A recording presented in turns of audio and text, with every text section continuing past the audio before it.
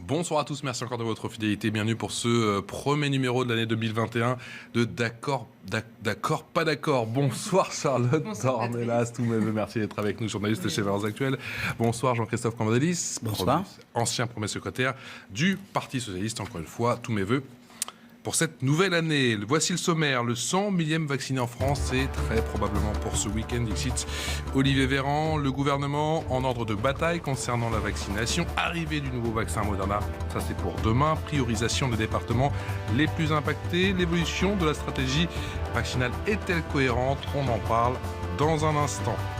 L'épidémie sous contrôle en France, mais pour encore combien de temps? La souche anglaise est sur le territoire, c'est le cas à Bagneux ou encore à Marseille. Comment traquer ce variant? Va-t-on échapper à un nouveau confinement? La question revient, vous allez le voir, avec beaucoup d'insistance. Et puis fin de mandat chaotique pour un certain Donald Trump, le président américain de plus en plus seul, attaqué de toutes parts depuis l'invasion du Capitole par ses partisans cette semaine. Même les réseaux sociaux s'en mêlent. Twitter ferme définitivement le célèbre compte aux 88 millions de followers de Washington à Paris. Certains crient à la censure. D'accord, pas d'accord, c'est donc parti. Cela commence avec Olivier Véran. Le message est clair, très clair. On accélère.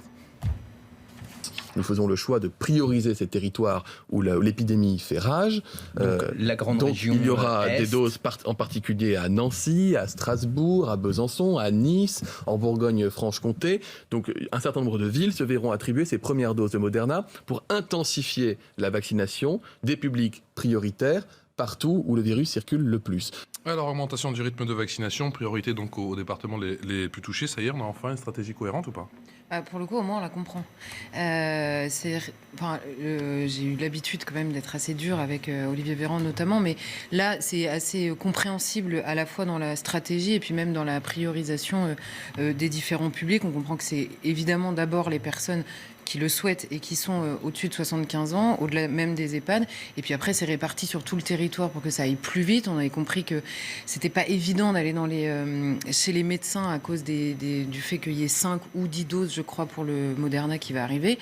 Donc oui, c'est quand même beaucoup plus compréhensible à la fois sur la vitesse et la volonté de vitesse, parce qu'on avait eu du mal à comprendre l'éloge de la lenteur. Alors j'ai vu qu'Olivier Véran avait récusé ce terme, mais là, pour le coup, il a été assez clair Même dans ce qu'il voulait faire. On dit que c'était à un point où on se demandait si c'était pas fait exprès pour créer un certain phénomène de rareté. Oui, bon, alors là, moi je veux bien, mais bon, un peu tiré par les cheveux, mais c'est dire. Les explications a posteriori, mais cela dit, Olivier Véran continue à nous expliquer ou à faire comme si tout était évidemment sous contrôle depuis le premier jour. Il a juste concédé, parce que c'était Emmanuel Macron, qu'il prenait le point pour lui sur la colère du président, mais tout le reste des critiques n'était évidemment que des oppositions politiques, et même en l'occurrence politiciennes. C'est ce qu'il nous a expliqué. Ça, pour le coup, c'est très peu crédible, mais on ne va pas rajouter de la polémique pour le coup à ce que lui, à ce sur quoi lui a polémiqué. En tout cas sur la stratégie, au moins elle est compréhensible, ce qui est une première,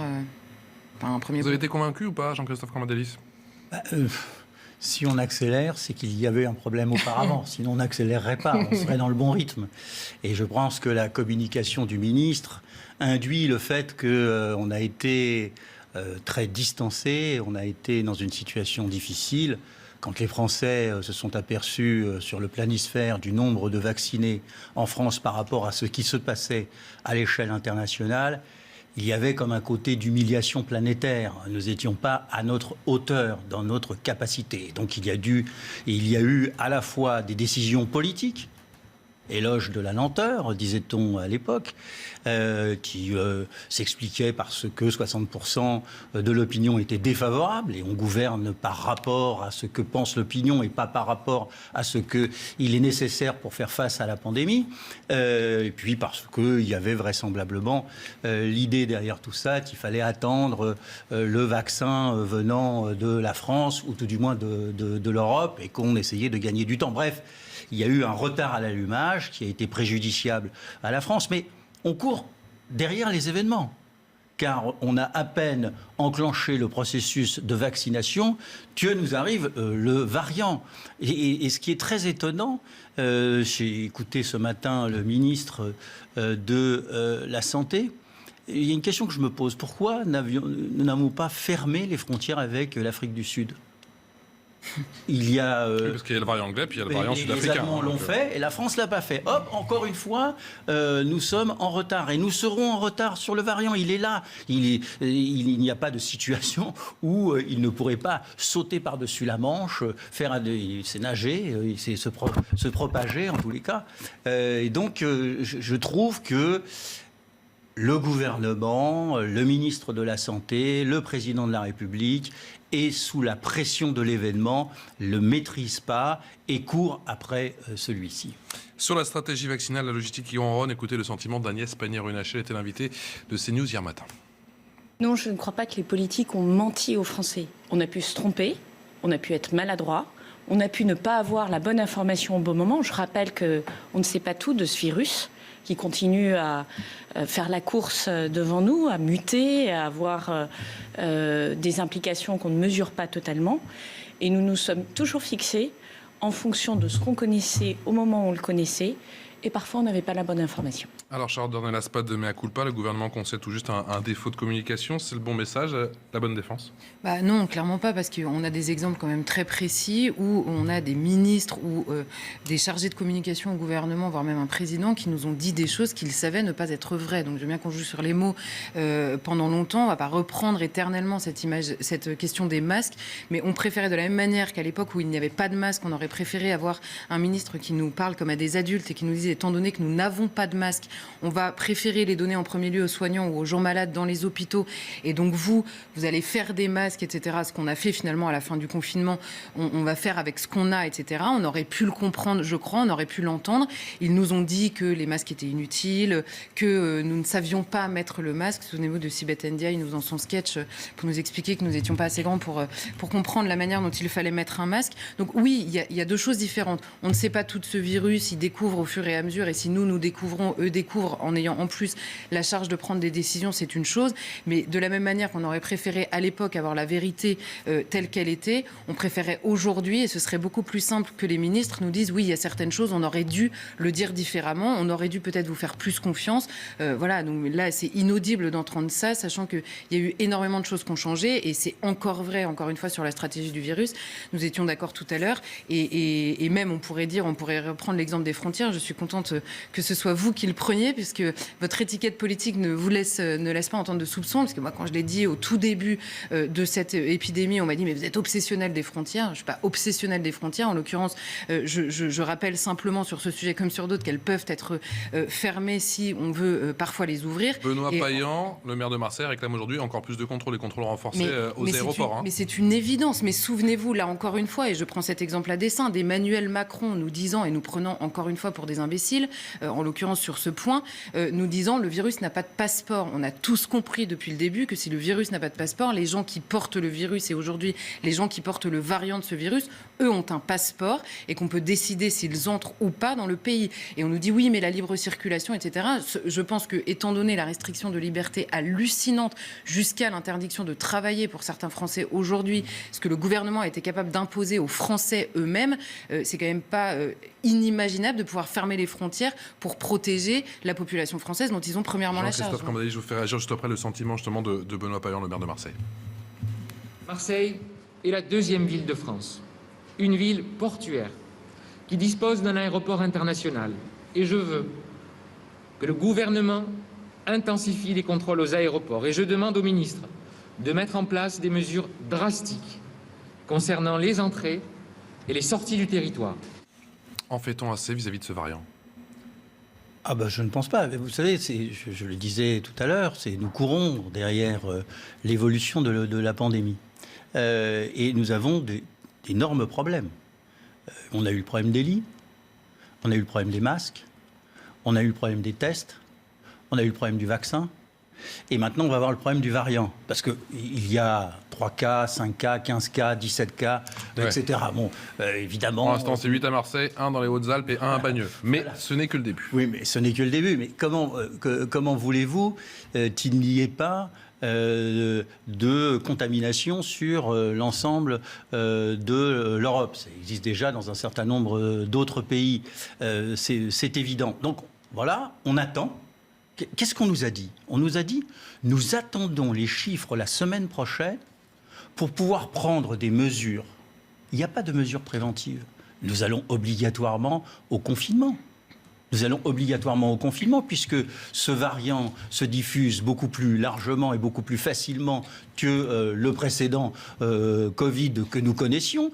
Et donc, nous aurons plus de gens contaminés. Que plus de gens contaminés, ça ne veut pas dire qu'il est plus violent, mais plus de gens contaminés, ça veut dire quoi? Ça veut dire embouteillage à l'hôpital. Comment on va faire face pour l'embouteillage par rapport à cet embouteillage? Donc, je pense qu'il n'y a pas de prévention, il n'y a pas de stratégie par rapport à ce à quoi nous sommes confrontés. Et enfin, j'ajoute ce qui finit par être agaçant et qui, je pense, produit de la colère chez les Français, c'est cette volonté à toute fin de dire on avait raison, on a raison, on sait, on fait, alors que les faits contredisent ce que disent les ministres jour après jour. Alors, ils ont raison, on oublie assez rapidement les déclarations, mais quand même il y a une mémoire collective sur le fait que ce gouvernement n'est pas à la hauteur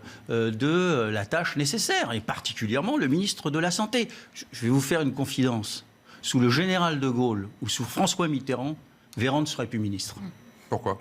Parce qu'il aurait été, face aux difficultés auxquelles on a été confronté, il aurait été viré, on aurait mis un autre ministre de la Santé. C'est évident. Le général de Gaulle n'y serait pas pris à deux fois. Quant à François Mitterrand, on se souvient qu'à Latché, parce qu'une grue n'était pas là à l'époque, il avait pris un certain nombre de mesures sur une retransmission télévisée. Mais oui, mais parce que l'État doit s'exercer. Le président de la République ne veut pas le faire. Personne n'est responsable. Monsieur Salomon n'a pas de responsabilité. Monsieur Véran n'a pas de responsabilité. Ce qui va se passer, c'est que ça va se terminer sur lui. C'est qu'on va estimer que c'est lui qui ne prend pas les mesures et c'est lui qui n'est pas dans l'anticipation. Charlotte Dornelas. Le problème, c'est que j'ajouterais à ça, je suis d'accord, mais j'ajouterais à ça qu'Emmanuel Macron lui-même s'est parfois défaussé. Alors on comprend bien qu'il n'a pas la responsabilité pénale et qu'il a donc mis en place son conseil de défense pour prendre toutes les décisions. Mais à plusieurs reprises, il sait. Alors on a beau, ils ont beau jeu à la fin de dire c'est parfois difficile de séparer le politique du médical et le médical ne doit pas prendre le dessus sur les décisions politiques. Mais la première décision d'Emmanuel Macron, souvenez-vous, la veille du jour où nous étions confinés, c'est de maintenir les élections, le premier tour des élections municipales, en disant le conseil scientifique m'a dit que, or c'est une décision qui est purement politique, de savoir, étant donné la situation sanitaire, étant donné pour le coup l'incertitude énorme qu'il y avait et la peur chez beaucoup de Français, d'aller faire voter les gens en sachant qu'il y aurait une abstention énorme, en sachant qu'il y avait un risque également sanitaire. Et ce premier jour-là, Emmanuel Macron s'était défaussé derrière le conseil scientifique. Donc même lui n'a pas su toujours prendre la responsabilité d'un chef d'État. Je ne dis pas que c'est facile, mais après tout, personne ne l'a forcé à vouloir prendre ce rôle-là. Donc oui, non, c'est une certitude. Et après, je voulais juste revenir sur un point, c'est que Olivier Véran, parce que vous l'avez évoqué, la question des sceptiques par rapport au vaccin. Olivier Véran nous a redit ce matin que cette stratégie de la lenteur, alors qu'il n'a pas voulu assumer comme telle, mais en tout cas, le début extrêmement lent, c'était fait par rapport aussi à la volonté de répondre à ces sceptiques. Mais là-dessus, il y a eu un mensonge, je ne sais pas, mais en tout cas,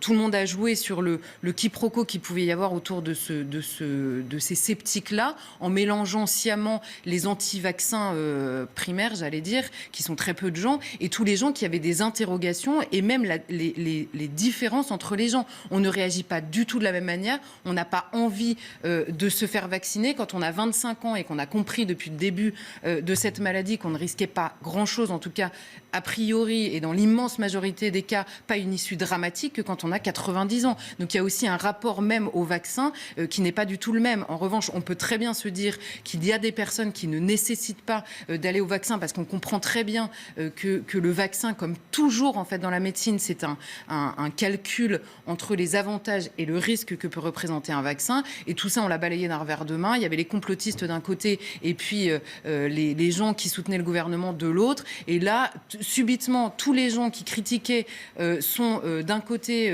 sont dans la politique politicienne, parce que c'est ce que nous a expliqué Olivier Véran, mais en même temps, on avait prévu une stratégie très lente pour répondre à ceux qui avaient des interrogations. Et, au bout d'un moment, pour le coup, il faut arrêter de se moquer des gens. Jamais de la vie, Olivier Véran n'a pris le temps de répondre aux interrogations, toujours pas à l'heure qu'il est, et en même temps, il ne peut pas non plus balayer d'un revers de main toutes les critiques, comme si elles étaient simplement des calculs politiciens à la veille d'une élection. Jean-Christophe Cambadélis.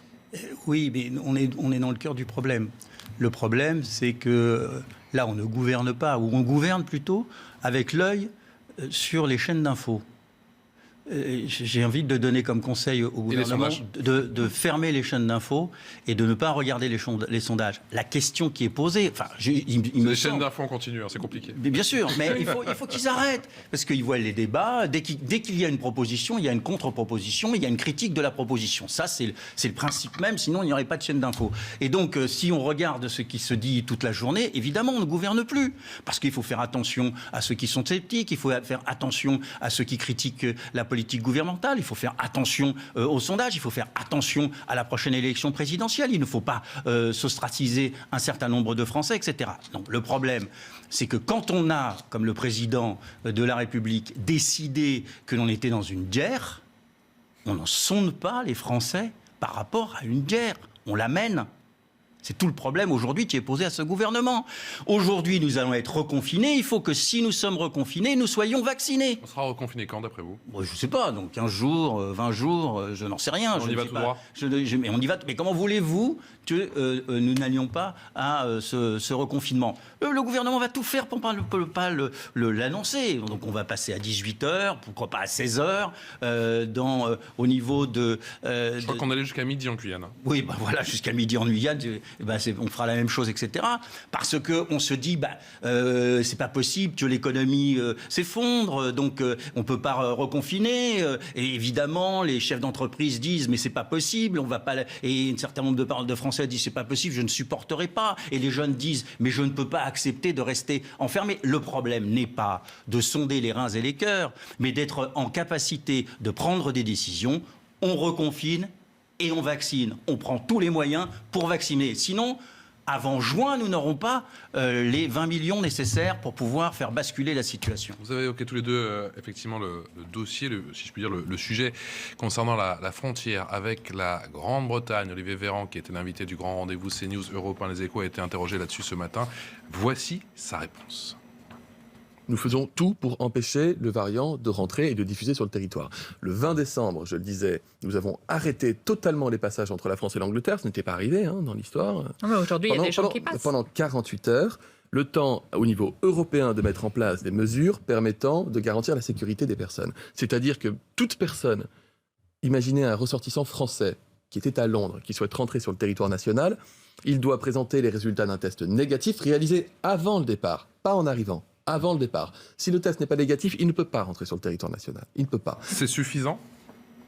On pourrait très bien imaginer les deux, parce qu'il nous dit il faut que ce soit fait avant et pas sur le territoire français. Moi, déjà cet été, je vais prendre un exemple très précis. Je me suis rendue au Liban après l'explosion là, sur le port de Beyrouth, dans un pays qui va très très mal pour X raisons, et notamment en raison de cette explosion. Et il fallait un test avant de partir, effectivement, mais on était retesté à l'arrivée en arrivant à l'aéroport. Donc les deux ne sont pas incompatibles. On parle là du mois d'août, on est quand même au mois de janvier.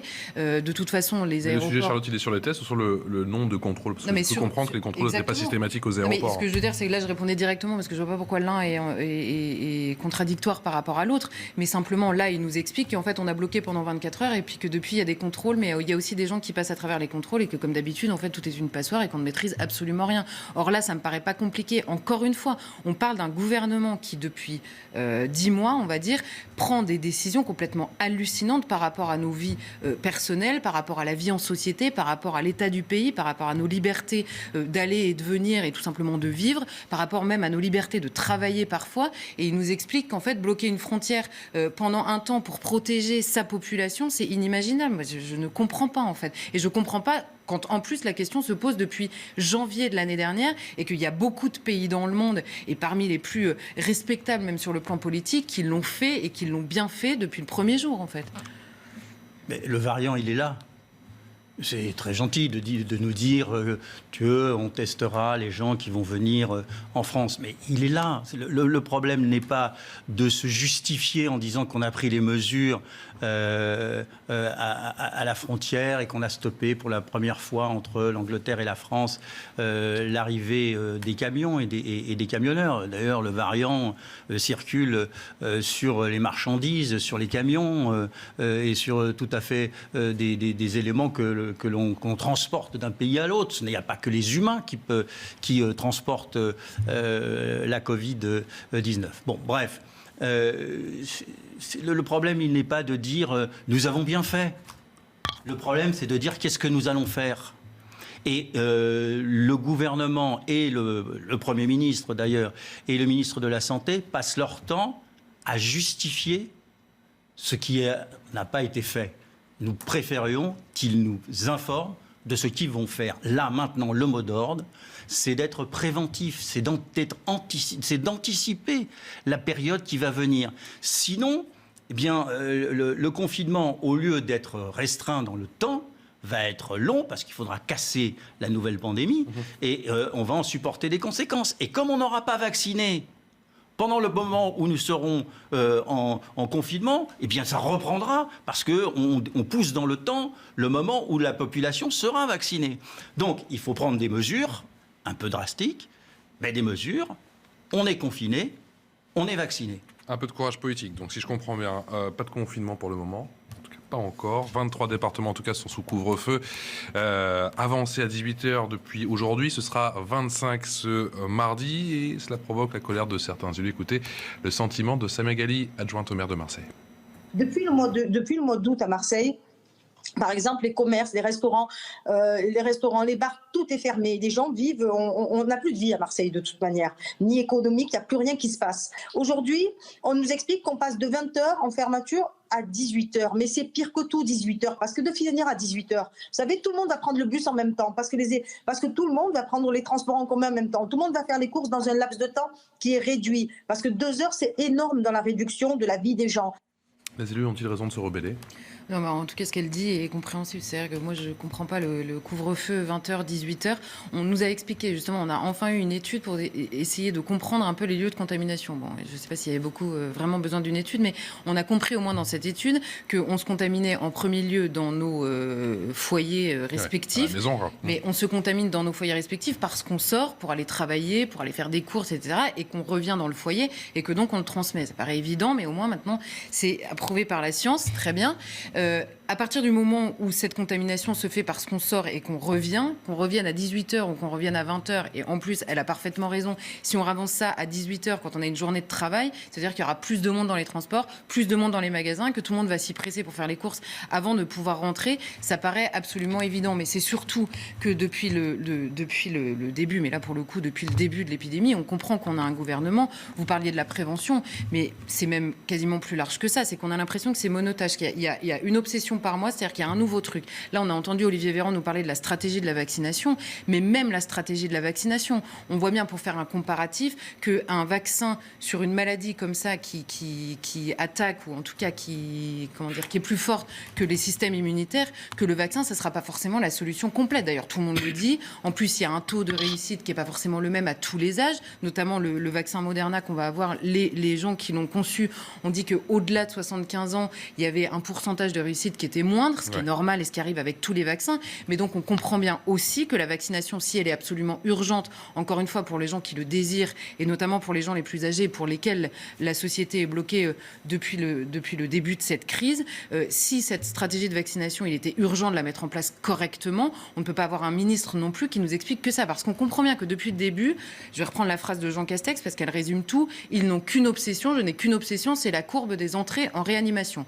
Étant donné que leur obsession, ça n'est que ça, et que leurs outils, c'est que la fermeture et l'interdiction, ça commence à peser lourd sur le moral de tout le monde, sur le moral, sur le travail, sur les économies, sur les vies de tout le monde. Donc on aimerait aussi avoir un ministre qui nous dise ce qu'il en est de la stratégie de test jusqu'à maintenant, parce qu'on s'enorgueillit toute la journée de faire énormément de tests, mais pourquoi faire ? On ne sait toujours pas très bien. Et même la question des soins. Il y a une chose que depuis le début de cette épidémie dont on ne parle jamais, c'est est-ce qu'on arrive à avancer ? Est-ce que dans les CHU, il y a des études, etc. Est-ce qu'on arrive à savoir comment soigner les gens qui ne sont pas forcément dans une forme extrêmement grave? Parce que si la vaccination ne protège pas toute la société, on fait quoi? On vaccine tout le monde et puis on continue comme ça pendant 4 ans avec un nouveau variant tous les 3 mois? Parce que les variants, on sait aussi que c'est des choses qui arrivent. On sait que les corticoïdes, ça marche, mais le reste... mais c'est ça. Et du coup, voilà. Et c'est des choses dont le ministre ne nous parle jamais non plus. Donc on n'a pas une vision, on n'a pas l'impression d'avoir une vision d'ensemble. Donc effectivement, on va nous redire tous les 2 mois, on va reconfiner dans une semaine et puis déconfiner dans 3 semaines et puis avancer le couvre-feu à 18h et puis à 16 et puis à 20 et on va tous devenir fous en fait. Jean-Christophe Cambadélis, sur ce couvre-feu avancé à 18h bientôt dans 25 départements, vous saluez l'agilité du gouvernement ou pour vous c'est un manque de courage politique? Non, c'est toujours la même chose, on gagne du temps. c'est occupationnel. C'est-à-dire que cela permet de dire que l'on fait quelque chose et qu'on est face à une situation, on ne la maîtrise pas, donc on se dit 18 heures, cela permet peut-être qu'il y ait moins de monde dans les magasins, par exemple. Bon, parce qu'on n'ose pas passer au confinement, ce que je peux parfaitement comprendre. Mais comme on ne veut pas prendre de décision, comme on n'a pas le courage d'assumer, à un moment donné, il faut trancher. Il faut trancher parce que sinon, on pousse le problème devant nous. On n'est pas dans la capacité de le régler. Et je crois que après, cela crée chez les élus, chez les commerçants, etc., un certain nombre de problèmes. Je lisais une étude suisse sur le fait que ce sont dans les écoles qu'il y a le plus de transmission, c'est les enfants qui ramènent à la maison, puisqu'on parle de la maison. Mais personne n'en parle, personne ne prend de mesures pour cela. C'est pour ça que je crois qu'à un moment donné, puisque l'obsession, c'est la courbe d'entrée dans les hôpitaux et que le variant va produire évidemment un nombre conséquent de contaminés et malheureusement des gens qui iront dans les hôpitaux, on sait très bien qu'on va être confronté à ce problème. Donc cassons la dynamique, reconfinons, ça me semble essentiel, et puis profitons du fait que les Français soient confinés en leur disant « là, vous êtes chez vous », eh bien, nous allons venir vous voir et nous allons vous vacciner. Pas question de fermer les écoles, en tout cas précise aujourd'hui Olivier Véran. On continue bien sûr à débriefer cette interview d'Olivier Véran. La deuxième partie de D'accord, pas d'accord, c'est dans un instant. Vous restez avec nous. D'accord, pas d'accord, deuxième partie. Charlotte Dornelas face à Jean-Christophe Cambadélis. Cette semaine, on parle toujours de la stratégie de vaccination en France et ce débat qui va inévitablement revenir très rapidement sur le devant de la scène. Y aura-t-il une France à deux vitesses ? Faut-il instaurer un passeport sanitaire? La question a été posée ce matin à Olivier Véran, le ministre de la Santé, qui était l'invité du grand rendez-vous CNews Europe 1 Les Échos. La vaccination, elle n'est pas obligatoire, elle est fortement incitée. Et nous verrons avec le recul nécessaire, c'est-à-dire qu'est-ce qui se passe chez les gens qui sont vaccinés. Il est évident que si demain, on se rend compte que si vous êtes vacciné, vous n'attrapez plus le virus.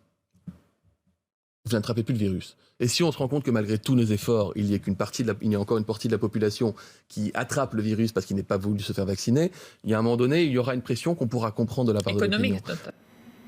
Pour ou contre le passeport sanitaire? Mais contre. En fait, encore une fois, là, Olivier Véran, de la même manière qu'il nous dit d'ailleurs depuis le début de cette épidémie que les jeunes peuvent être touchés comme les personnes les plus âgées et qu'il y a un risque pour tous, etc., dans une volonté, j'imagine, de tous nous faire respecter les règles de la même manière. Mais pardonnez-moi, c'est faux. Tous les chiffres nous le montrent, à la fois les chiffres de la mortalité, mais même les chiffres des formes graves de cette maladie, que non, les personnes les plus jeunes ne sont pas du tout exposées de la même manière à cette maladie. Eh bien, de la même manière, nous ne pouvons pas, à tous les âges dans la société, avoir le même rapport à ce vaccin. Il faut rétablir ce que c'est. Et c'est pour ça, tout à l'heure, que j'évoquais la différence entre être contre le vaccin par principe, le vaccin en tout temps, en tout lieu et pour toutes les maladies, et avoir des questions, ou même ne pas vouloir se faire vacciner aujourd'hui sans être contre le vaccin. Le vaccin, encore une fois, ça peut être un avantage énorme pour quelqu'un qui a un risque énorme. Or, aujourd'hui, il y a beaucoup de gens, énormément de gens, même une majorité de gens dans la société, qui ne risquent pas de forme grave ou qui ne risquent pas une fin dramatique, même en contractant cette maladie. Donc non, nous ne sommes pas tous égaux, entre guillemets, devant ce vaccin. Ce ne serait pas une forme d'incitation, justement, pour ceux qui ne souhaitent pas forcément se faire vacciner, qui n'en ont pas le besoin? Le problème, c'est que moi, je ne vois pas l'intérêt d'inciter tout le monde de la même manière à aller se faire vacciner. À partir du moment où on nous dit que ce vaccin protège empêche de contracter le virus, c'est-à-dire que ça protège donc les gens qui pourraient faire une forme grave. Ensuite, la question, si j'ai bien compris, qui reste à éclaircir, c'est savoir si, oui ou non, on transmet le virus une fois qu'on est vacciné. Mais là encore, si les gens qui risquent une forme grave, donc qui sont en comorbidité, qui sont fragiles ou qui sont plus âgés, sont eux-mêmes vaccinés, je ne vois pas l'intérêt d'aller forcer des gens beaucoup plus jeunes et qui ne risquent rien à se faire vacciner eux-mêmes. Je ne vois pas l'intérêt, donc je ne vois pas l'intérêt de faire un passeport qui soit le même pour tous, pour accéder à certaines choses dans la société, alors que honnêtement, il y a énormément de gens... Au cinéma, au musée, au théâtre, pourquoi pas. Moi, je ne suis pas choqué qu'il y ait une forme d'affichage du fait que vous êtes vacciné ou pas. J'étais contre le traçage, mais là, vous êtes vacciné sur votre portable, il est indiqué que vous êtes vacciné. À ce moment-là, on peut réouvrir. On peut rouvrir les cafés, les restaurants, les théâtres, les cinémas, l'opéra, avoir à nouveau une vie sociale. Si vous êtes vacciné, vous présentez ce pass, on va dire, et cela vous permet d'avoir des activités avec vos amis. Il faut bien en sortir. On ne peut pas être... Parce que qu'est-ce que nous dit M. Véran?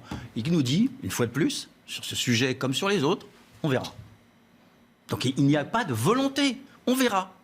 Parce que, attention, je ne veux pas avoir une réaction du type de celle dont on vient d'entendre parler, à savoir c'est privatif des libertés, puis de tout le monde n'est pas au même niveau du point de vue du rapport à la maladie et du rapport au vaccin. Et puis les autres, ils vont dire, bah non, moi jamais j'accepterais de porter un passeport, etc. Le problème, il n'est pas là. Le problème, il n'est pas la réaction des Français. J'entends bien qu'il faut gouverner dans une bonne intelligence avec eux et écouter ce qu'ils disent. La question, aujourd'hui, est de briser la pandémie. Donc, pour briser la pandémie, il faut prendre des mesures coercitives pour l'obtenir. Pourquoi ? Parce que dans 6 mois, à partir de là, ou dans 4 mois, ou dans 3 mois, nous aurons une situation où nous serons sortis de cette maladie. Sinon, nous attendons que les événements, parce que c'est ça le fond, on attend que les événements puissent convaincre les gens du bien fondé des propositions que nous serions amenés à faire. On ne gouverne pas comme ça. On ne gouverne pas comme ça. Mais là, je peux être d'accord avec vous sur la forme, mais sur le fond, vous dites en gros, on peut rouvrir et donc tous les gens qui sont vaccinés peuvent aller au théâtre, au cinéma, etc. Moi, ce que je vous dis, c'est qu'on peut rouvrir. Moi, à la place d'Olivier Véran, pour donner ma version de la chose, en tant que ministre, je dirais, écoutez, à partir de maintenant, nous allons avoir tant de vaccins, tant de doses de vaccins, que les gens qui veulent se faire vacciner, ou les gens les plus âgés qui veulent se faire vacciner également, se vaccinent. Dans 3 mois, voilà combien de personnes peuvent être vaccinées. La chose qui est sûre, c'est que dans 3 mois, on rouvre tout. Donc les gens qui ont peur ou qui craignent d'avoir une forme grave de cette maladie vont se faire vacciner. Mais à la sortie, on rouvre. Parce que moi, par exemple, je ne veux pas me faire vacciner parce qu'à mon âge, je ne vois sur ce plateau, c'est fini, c'est terminé. Non mais justement, à mon âge, je ne vois pas l'intérêt puisque je ne protégerai pas la personne d'à côté puisqu'il faut qu'elle soit elle-même vaccinée. Je ne l'empêche évidemment pas de se faire vacciner. Je ne vois pas l'intérêt, moi, de prendre un risque aussi minime fût-il alors que je ne risque a priori, évidemment, il peut y avoir des cas particuliers, rien avec cette maladie. Non, je finis simplement. En revanche, moi, je suis pour la rouverture de tout demain matin. Voire même hier, en fait, mais bon, c'est un autre sujet. Donc, je ne ferai jamais porter à qui que ce soit dans la société la volonté, moi, de ne pas me faire vacciner. Donc, on peut très bien dire, à partir de maintenant, le vaccin existe. Donc, vous pouvez vous faire vacciner si jamais vous avez peur ou que vous risquez quelque chose, mais on rouvre tout. Et donc là, il n'y a pas besoin de passeport, parce que moi, j'estime que je peux aller au cinéma ou au théâtre sans faire prendre de risques, sans prendre de risques moi-même et sans faire prendre de risques, parce que d'autres qui risqueraient quelque chose puissent être vaccinés. Non, donc, je ne veux pas entendre le coup de l'esprit civique ou l'esprit altruiste. Vous n'en savez rien, et pour le coup, on n'en sait rien. Il y a toujours le risque de porter, sans manifestation obligatoirement clinique, de porter le virus et de le transmettre. Mais si les gens qui risquent quelque chose sont vaccinés. Donc, à partir de là, moi je crois que si nous voulons enclencher le processus de la vaccination, il faut y croire. Si on dit aux Français, oui, vous pouvez vous vacciner, mais en même temps, ce n'est pas l'élément important, on verra comment les choses vont se faire. Non, il faut dire, nous allons être vaccinés, nous vaccinerons le maximum de Français, nous allons prendre des mesures pour le faire, parce que nous allons utiliser la période où nous serons confinés pour le faire, bâtiment par bâtiment, rue par rue, et nous avons la logistique pour le faire, et nous avons les médecins pour le faire, et nous avons le personnel pour le faire. Nous vaccinons. Là, on ne fera pas une porte. Les gens acceptent de se faire vacciner ou n'acceptent pas de se faire vacciner. Ça fait partie de leur droit. Et après, eh bien, tous ceux qui ont été vaccinés peuvent retrouver une vie normale. Les autres se baladent avec leur masque, c'est évident, et vont au travail avec leur masque. Mais on peut réouvrir la société. Si vous dites on réouvre, vous allez créer à nouveau des clusters et à partir de là, on sera obligé de refermer. Et il faut créer, je crois, le choc dans la société française, qui soit le choc vaccinal. Mais juste un point, on ne ferme pas tout parce que la maladie circule. On ferme tout parce que nos systèmes de réanimation ont trop de gens à l'intérieur. C'est pas parce qu'il y a des gens qui ont la maladie. Mais si notre système ne peut pas faire face, c'est qu'il y a trop de gens qui sont malades. On connaît le profil des gens qui vont en réanimation et qui parfois, encore une fois, ont une issue dramatique. Ça s'est modifié dans de plus en plus. l'immense majorité des cas. Je vais vous prendre un autre exemple, celui de la grippe. On sépare les maladies, c'est pas la même chose, etc. Il n'empêche que le vaccin contre la grippe existe. il n'a pas éradiqué la grippe dans la société. Elle continue à circuler, la grippe. C'est pas la même chose. Peu importe. Parce que, non, mais là, on a des variants, etc. Donc, on ne sait pas du tout ce que ça va advenir. On ne sait pas comment le vaccin va réagir par rapport à ce variant-là, s'il y en a d'autres qui vont arriver, etc. Donc, on peut quand même imaginer que ça puisse se ressembler. Jamais, il y a des gens tous les ans. Mais il y a 12 vaccins obligatoires en France. Mais c'est pour d'autres maladies, c'est pas des maladies. Mais oui, mais pas avec un système immunitaire. On a pris des mesures à un moment donné, comme tous les enfants. J'ai été vacciné du BCG avec tous les. Sauf que là, il y a une interrogation, encore une fois, il y a une interrogation sur le fait de transmettre, sur comment on va réagir à ce vaccin, comment le vaccin va réagir par rapport aux variants, etc. Juste, laissez-moi finir mon exemple de la grippe. Le vaccin contre la grippe existe. On peut se faire vacciner. Les personnes âgées se vaccinent en premier puisqu'elles risquent plus que les jeunes avec la grippe. On n'a jamais dit, et pourtant chaque année des gens meurent de la grippe, on n'a jamais demandé à tous les jeunes de ce pays de se faire vacciner contre la grippe pour éviter je ne sais quoi. Parce qu'il y a des gens qui ont une immunité plus faible, les personnes âgées en l'occurrence, même avec le vaccin, et qui parfois, même vaccinés, en meurent. Donc vous comprenez bien que si demain, les gens qui risquent gros avec cette maladie, après oui, le risque zéro n'existera jamais en face de aucune maladie. Mais c'est pour ça que le passeport et vouloir enfermer les gens et leur dire tant que vous ne serez pas vaccinés, vous ne pourrez pas aller à tel et tel endroit. Ils ne peuvent pas participer à des actions collectives. Non, mais ce n'est pas des actions collectives. Là, c'est aller au théâtre, aller faire ses courses, aller dans un bistrot. Écoutez, mais on peut renverser quand même la chose. Moi, je ne veux pas être contaminé. Donc je veux que les gens que je fréquente soient vaccinés. Mais si vous vous vaccinez, vous ne pouvez pas être contaminé. Mais par ailleurs, ça, on n'en sait rien, parce que ce que l'on dit, c'est que le vaccin ne fait pas que vous êtes immunisé totalement, fait que vous avez une forme atténuée de la maladie. Donc moi, je ne veux pas. Donc tu ne vas pas me contaminer. Pourrais-je dire à X ou à Y ou à un autre, tu ne veux pas te vacciner, viens pas me voir. Je pourrais vous dire, vous ne voulez pas être contaminé, vous sortez plus. Bon, mais donc là, aujourd'hui, on a un levier. Avant, on n'en avait pas. Moi, je ne disais rien parce que je trouvais que dans une situation où on n'avait pas de vaccin, le gouvernement faisait ce qu'il pouvait. Aujourd'hui, nous avons l'arme, pas absolue, mais l'arme décisive. On en a 5, on en a 6, d'ailleurs on ne sait plus lequel est le bon, lequel est le meilleur, etc. Bon, mais on a le vaccin.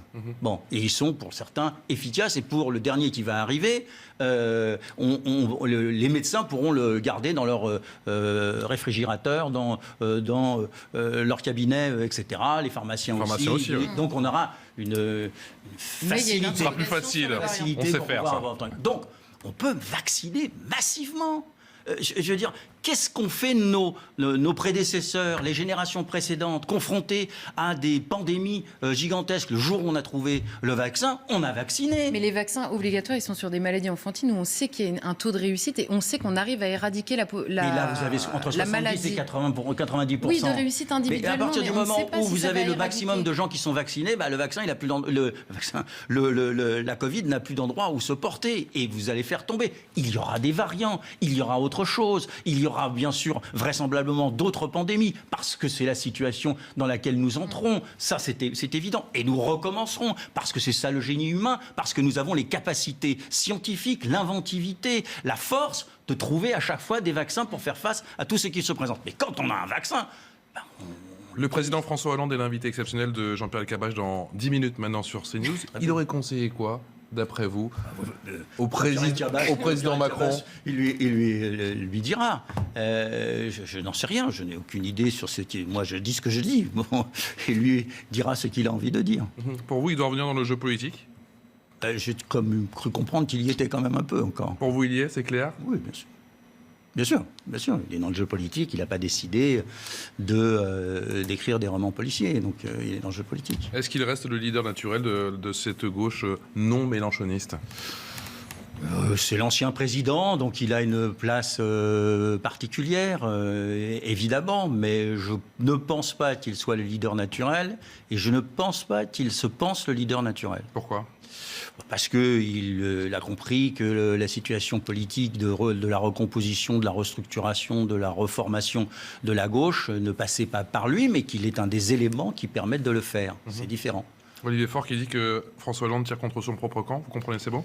Oui, je connais, ce sont deux amis et sur ce sujet, ils se bousculent un peu l'un et l'autre. Ils ont des reproches à se faire à l'un et à l'autre. Pourquoi ? Mais je crois parce que quand vous êtes dans une situation qui est celle de la gauche de transformation réaliste, pour ne pas être mélanchoniste ou écologiste, eh bien, vous regardez les sondages, vous voyez où nous en sommes, vous voyez la division, la multiplication des personnalités. Et vous vous dites qu'on ne va pas y arriver. Et c'est clair. Aujourd'hui, la gauche est dans l'incapacité d'être en situation d'être au deuxième tour de l'élection présidentielle, dit de gagner la prochaine élection, quelle qu'elle soit. Et elle peut même, au lendemain de son élimination au deuxième tour de l'élection présidentielle, dans les élections législatives, être complètement balayée par une nouvelle équation qui sera développée. Et donc, je pense que ça énerve. Un certain nombre de responsables, dont moi, qu'on aille dans le mur à cette vitesse, et en klaxonnant et en disant c'est de la faute de l'autre. François Hollande, le leader naturel de la gauche non mélanchoniste, votre sentiment ? Ça, je vais laisser la gauche choisir son leader naturel.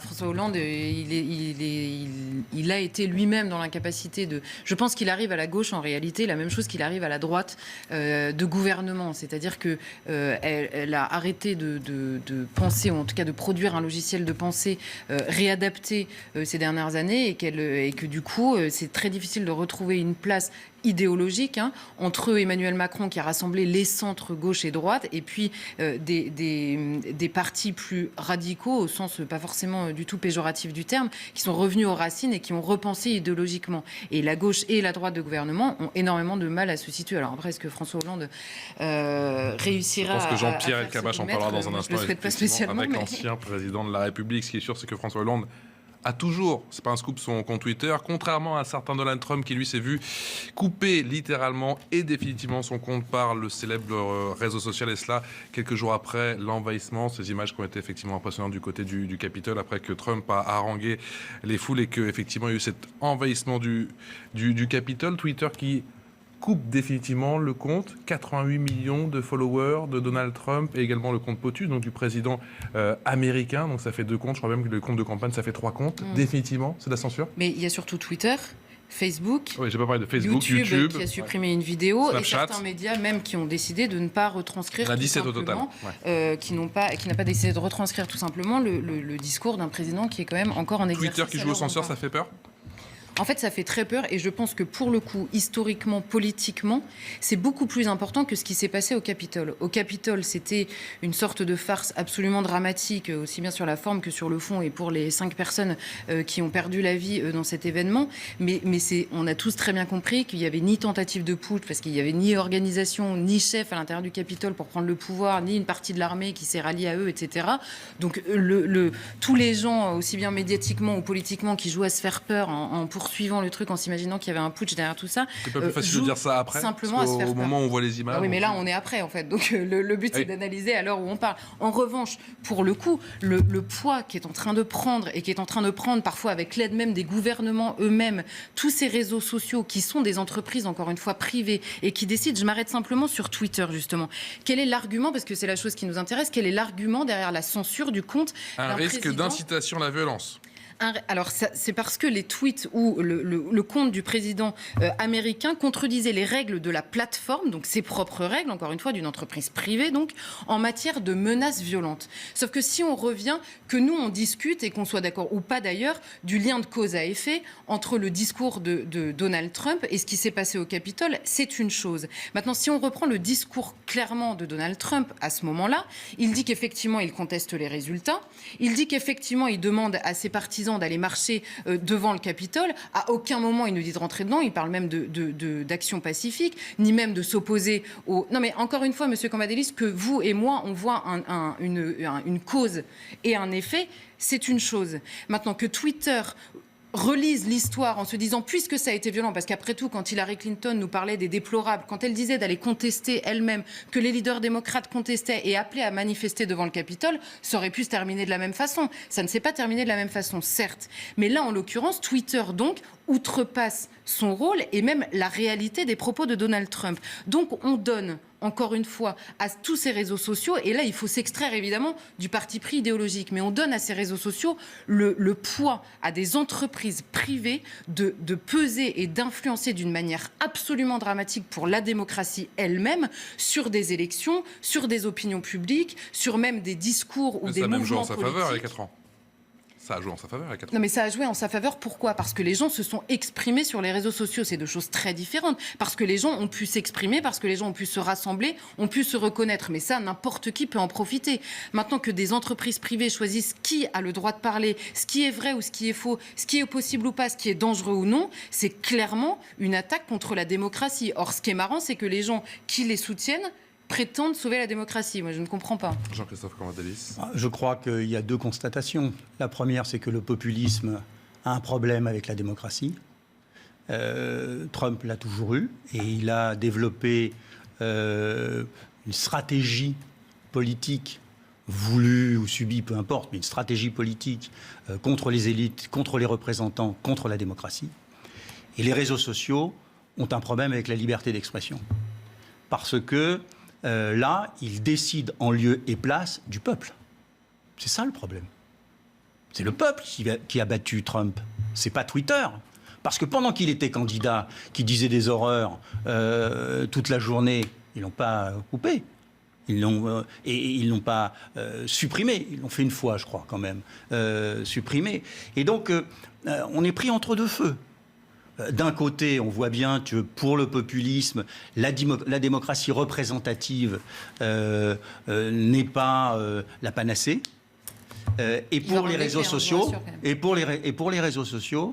c'est eux qui décident. Ils sont capables de fermer Twitter et il y a d'autres formes de violence sur les réseaux sociaux qu'ils ne vont pas fermée, qu'ils vont laisser passer parce qu'elle est massive, parce qu'elle est reproduite, parce qu'elle fait tourner la boutique et qu'elle fait partie du jeu du réseau social.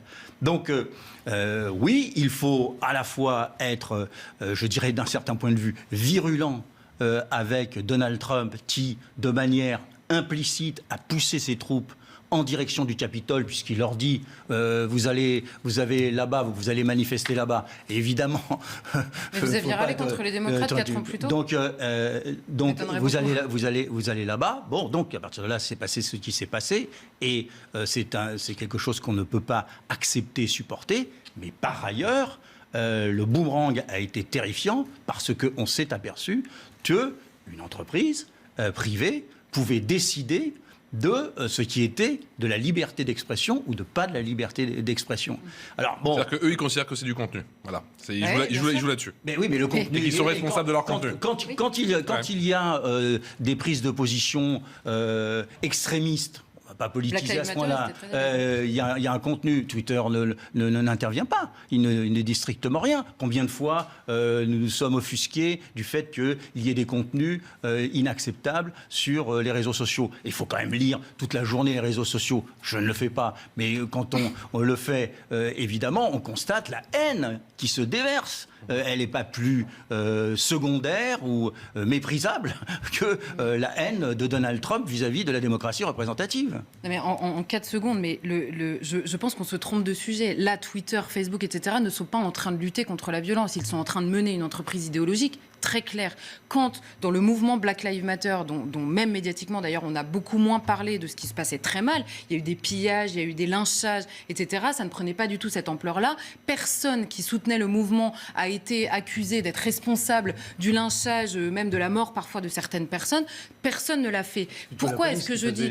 Pourquoi est-ce que... pas seulement dans le mouvement Black Lives Matter, pas seulement. Non mais ça, on en a beaucoup parlé. Les autres, on en a beaucoup moins parlé. Les pillages dans les magasins, personne n'en a jamais parlé. Mais d'ailleurs, ça arrive aussi en France, à la fin d'un match de foot, etc.